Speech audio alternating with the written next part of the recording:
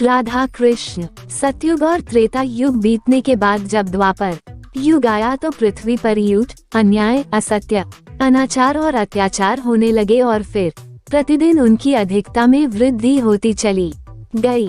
अधर्म के भार से पृथ्वी दुखित हो उठी।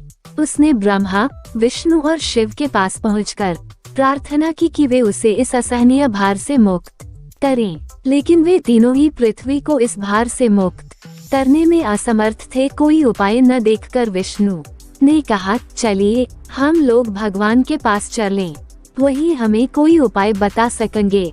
विष्णु लक्ष्मी, ब्रह्मा और शिव के साथ गोलोक में पहुँचे तो उन्होंने परब्रह्म परमेश्वर को कृष्ण के रूप में और उनकी माया को राधा के रूप में देखा। गोलोक के वृंदावन नामक सुंदर और सुरम्य वन में एक सुंदर आश्रम था। उसी के निकट एक नदी बह रही थी।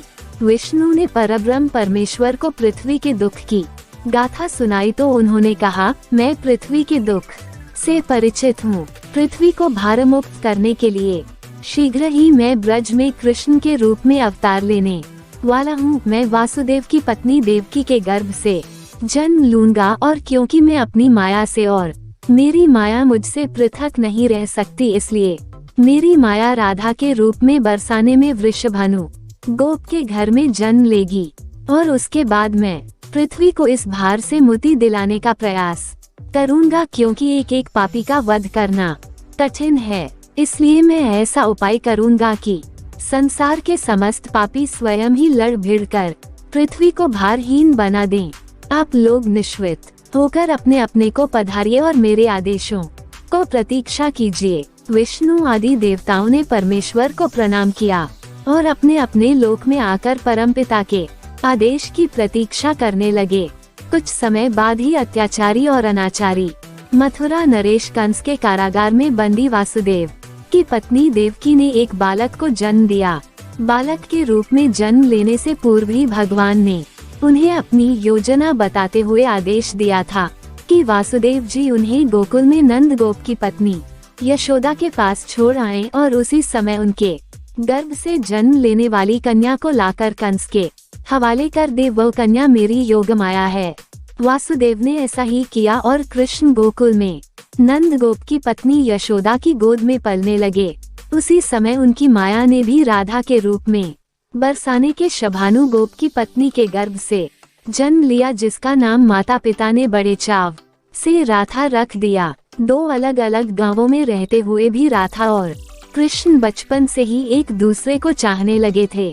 वन में गायें चराते हुए अक्सर राधा से कृष्ण की भेंट हो जाया करती थी। फिर जब वे दोनों बड़े हो गए तो जब भी रात की बेला में कृष्ण अपनी बांसुरी के स्वरों द्वारा अपनी प्रियतमा राधा को पुकारते, राधा अपनी सहेली गोपबालाओं के साथ कृष्ण के पास पहुंच जाती। राधा और कृष्ण का ये प्रेम दो किशोर लड़के लड़की का प्रेम था, जो थोड़े से दिनों में ही पूरे ब्रज में चर्चित हो गया। नंद बाबा और यशोदा ने चाहा कि कृष्ण का विवाह राधा के साथ कर दिया जाए। उधर बरसाने में वृषभानु और उनकी पत्नी कलावती की भी यही इच्छा थी।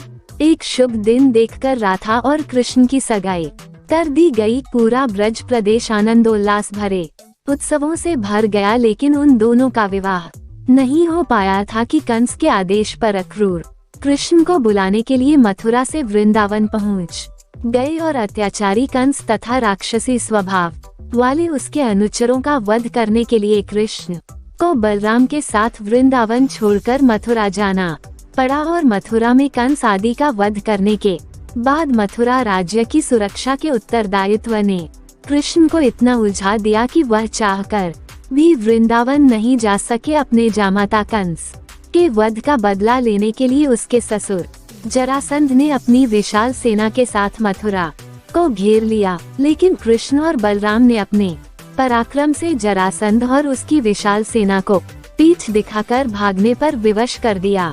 लेकिन जरासंध पराजित होकर भी शांत नहीं बैठा। उसके कई बार मथुरा पर आक्रमण किए।